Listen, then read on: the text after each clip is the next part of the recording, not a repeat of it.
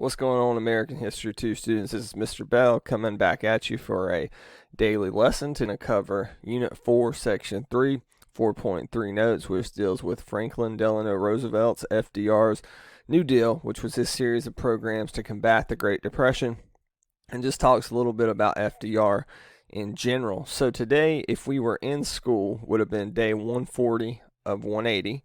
So you'd have had 40 days left, which you still do. And then this is COVID-19 shutdown day 14. This is Friday, April 3rd, 2020. Okay. What was the set of plans as we go over the warm-up here to start? And this is something that we're going to cover today as far as the answer to this first question. However, it was mentioned in some previous videos this week. What was the set of plans FDR had to pull America out of the Great Depression? The New Deal. List two programs of the New Deal and explain what they do. I'm going to give you one of those because we talked about it already, Social Security. Another one that I'm going to give you is FDIC, which insured people's money in the bank. We're going to go over that today. So the first one to review these warm-ups is the New Deal. The second one you can put Social Security, and then you can also put FDIC. So let's go ahead and get into 4.3 notes here. This covers the New Deal. This is the biggest at the time set of government programs that any politician, any president had ever put out, and still remains so to this day. The only thing that's close is Lyndon B. Johnson's Great Society, and you'll talk about that when we get to the 60s, and we should get there. And it was a set of plans that was implemented kind of in phases to get America out of the Depression. So this is one of the things that made FDR very endearing to the American people, is that he had plans and he was able to communicate how these fancy government plans would help people's lives on a day-to-day basis. Here's kind of a snapshot of FDR and his presidency. He has the precious little Yorkshire Terrier Fowler, who he takes everywhere with him. I'm a big fan of first dogs, as you'll see as we cover some of these more modern presidents. The famous quote that comes from him is, "The only thing we have to fear is fear of self." That's his inaugural address, trying to get people's courage up as we deal with the Depression and the looming threat of Adolf Hitler, although we're not in World War II when he becomes president. He's a liberal Democrat. He's a big government Democrat. And he really defines the Democratic Party as being the party of active and big government. He's the only president elected 4 times. Before he can serve that 4th term, he dies of polio, and Truman, his vice president, takes over. Now, this couldn't be possible today because post-FDR, you had the 22nd Amendment pass, which limited presidents to 2 terms. His wife, Eleanor, who we've mentioned before in class, was the first United States ambassador to the UN. She represented the U.S. when dealing with leaders of other countries at a place called the United Nations, which we're going to cover later on. They are an international peacekeeping organization. They kind of replaced the League of Nations. He kind of sets the precedent for the first 100 days in office. There is a notion that when a president is elected and re-elected, that those first 100 days of their term, especially that first term, that even opponents in their party kind of give them a little bit of slack in Congress, and they try to let them do what they want to do. Let's give them a chance to succeed. Even if I don't agree with how you're going to do it, let's see if you can do it. Now, this is less and less today as we become more divided and polarized politically, but it is still kind of a trend. You look at Donald Trump getting his big tax cut within the first 100 days. Now, the Emergency Banking Act, also known as the Glass-Steagall Act, which you don't have to know that, but this is one of the first things FDR does, is he creates something called banking holidays. So for 8 days, he closes all banks in the United States. And the reason he does this is to stop people from continuing to go to these banks and pull their money out. People were doing what was called bank runs, and that was because during the Great Depression, a few bad banks lost people's money. So people went to the banks who had been responsible and done everything the right way, and they pulled their money out, which then caused those banks who had, the smaller banks who had done nothing wrong and they had people's money there. But once people didn't trust them with their money because what the bigger banks did, they pulled their money out, and those banks began to fail. So he has to find a way to get new money in the banks. So he closes them for 8 days, and he creates a Federal Reserve system. So Woodrow Wilson created the Federal Reserve, which prints money and it mints coins.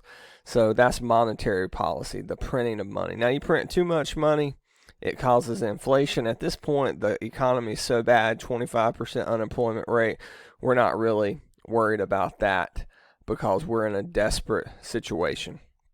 So what FDR does, instead of just having the big Federal Reserve in D.C., which he keeps, he kind of sets up regional Federal Reserves. I think he creates about 8 of them. And during this time, the banking holiday, those regional Federal Reserves, these small feds, get money to these banks, and when they open up, they can start reinvesting, and people know that their money's there. He guarantees the government's going to back up their money. And I'm going to skip ahead here. The way he does this is called the FDIC, Federal Deposit Insurance Corporation, which is still around today. If you go to the bank after all this corona stuff's over, you can see these FDIC plates at the where your parents maybe go, or you go to deposit money with the teller if you go inside the bank. The FDIC insures people's money in the bank. So let's say this. You invest $500 into your savings account. You put $500 in your savings at Bank of America. Bank of America makes a bad investment. They lose that $500. The government reimburses them for that $500 lost. So when you go to get your money, it's there because the government has made sure it's there. This allows the banks to make investments without worrying about losing people's money, which is good for the stock market and the economy. And it allows customers of the bank to not have to worry about their money being gambled away like it was in the Great Depression. So let's go back here. So he closes the banks, banking holiday, prints more money. This stabilizes the banks, the Emergency Banking Act. The New Deal is his plans to get America out of the Depression, which we're going to cover more specifically here in a minute. He summarizes it with the 3 R's: relief, recovery, reform. Give out money. Help the economy recover. But the big thing is, let's put laws into place to prevent this from happening in the future, which he does. Now, as new presidents come and go, they loosen these laws, they make them strict again, I should say, but he still has these in place to this day, many of these, and that's kind of FDR's biggest legacy of all the good things he did. Think of Social Security. While we're going to have to come up with a plan when these baby boomers all retire, it's still been one of the hallmarks of American government. If I'm going too fast, just email me any questions you have here. Social Security is something we've mentioned for the reading activity. So Social Security, I'll go back over it real quick again, but I think you guys understand it, and I just went over the FDIC. Social Security provides money for retirement. So the idea is you work, they take money out of your paycheck out of a Social Security tax, then you get that money when you retire. That's a great plan. The problem is it wasn't set up for the baby boomers retiring, so when you work now, you're paying for your grandma's retirement. So we got to come up with a way to overhaul that. I'm going to dive deeper into that when we get to the baby boomers, as I've said earlier. I do want you to understand what Social Security was supposed to be. They take money out of your paycheck, then you have that money when you retire to live off of, in addition to whatever retirement your company provides you. We just went over FDIC. SEC, Securities and Exchange Commission, they regulate the stock market. They make things like speculation and buying on the margin illegal, which prevents future economic collapses. The PWA, this is the Public Works Administration. They took unemployed people and put them to work building public infrastructure. Now I'm going to skip ahead one here. The PWA is kind of small, and it is gutted, and it is rebranded as the WPA, which is the Works Progress Administration. This paid people to go to build hospitals, roads, schools, infrastructure. So here was the thing that FDR had in his head. These people have lost their jobs. They're not contributing to society.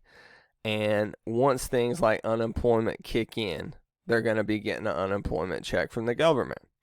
So why not give them a chance to go to work and make America a better place as far as the type of buildings and facilities we have for the American people to access.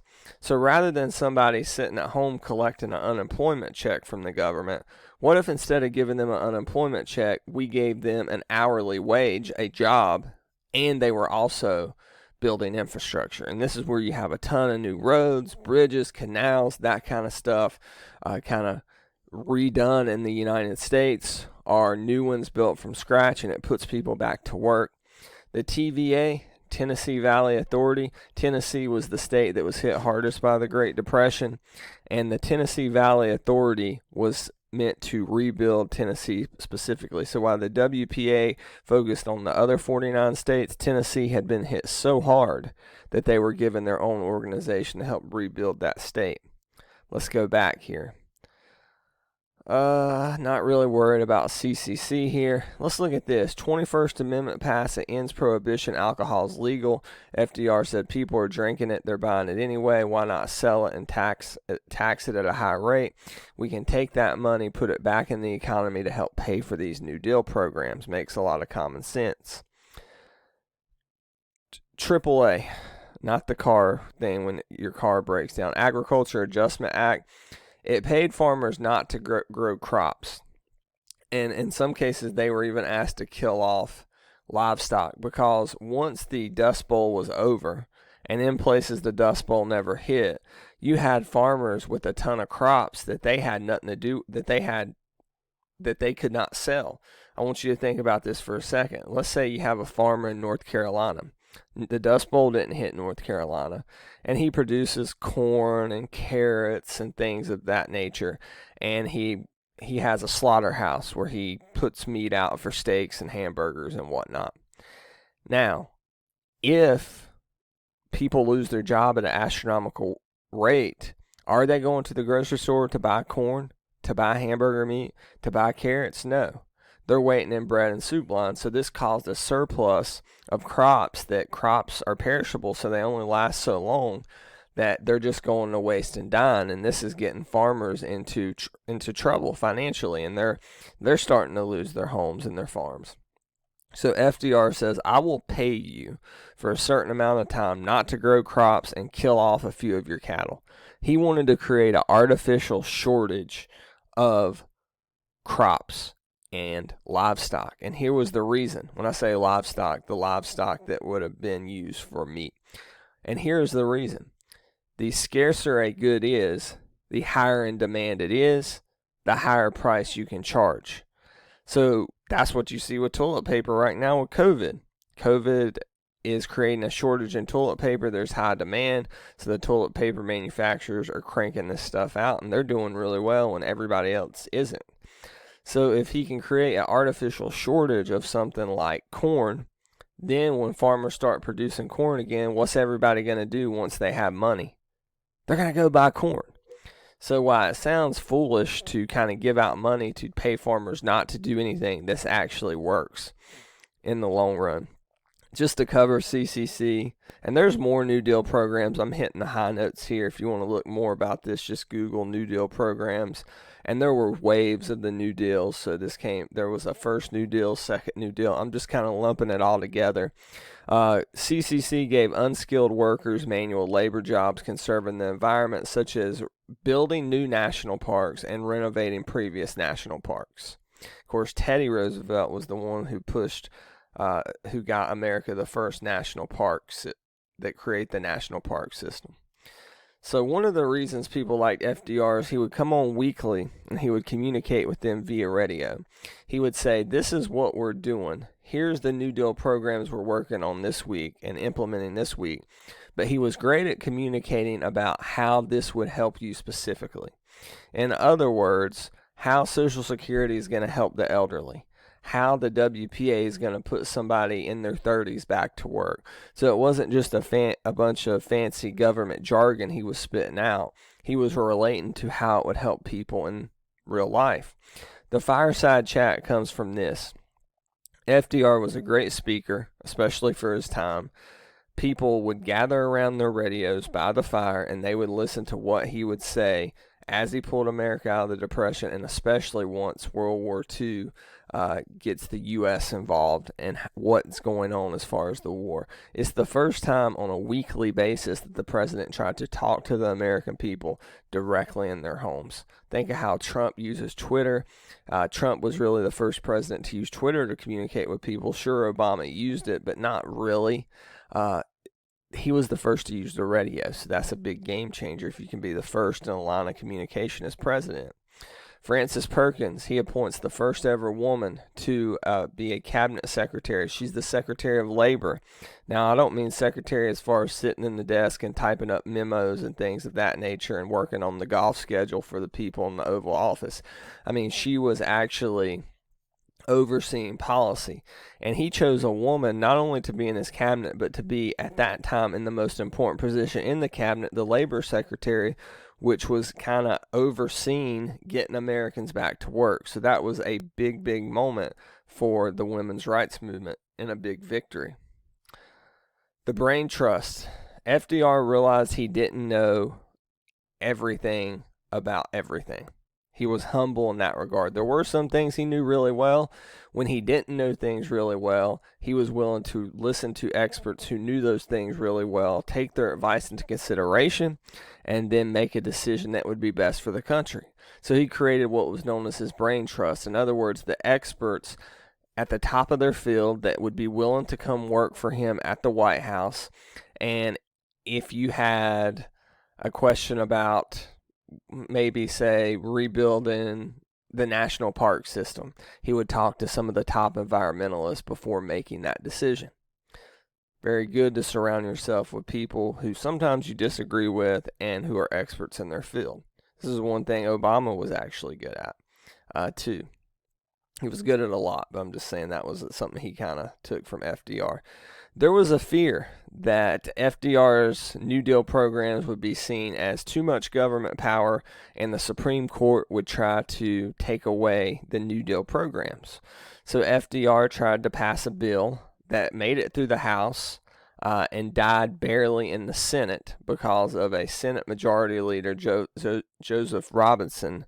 The bill fell due to the death of this Senate Majority Leader, who was kind of the one in the Senate after it already passed the House, pushing for the court packing plan, officially known as Judicial Procedures Reform Bill in 1937. He wanted to make the Supreme Court, from 9 to 15 judges, which means he would get to appoint 6 of those judges, and the judges he appoints would obviously agree with him on the New Deal because they would be liberal Democratic justices, and the New Deal would be impossible to get rid of. It almost works. It doesn't. Of course, we still have 9 in the Supreme Court to this very day. The Black Cabinet.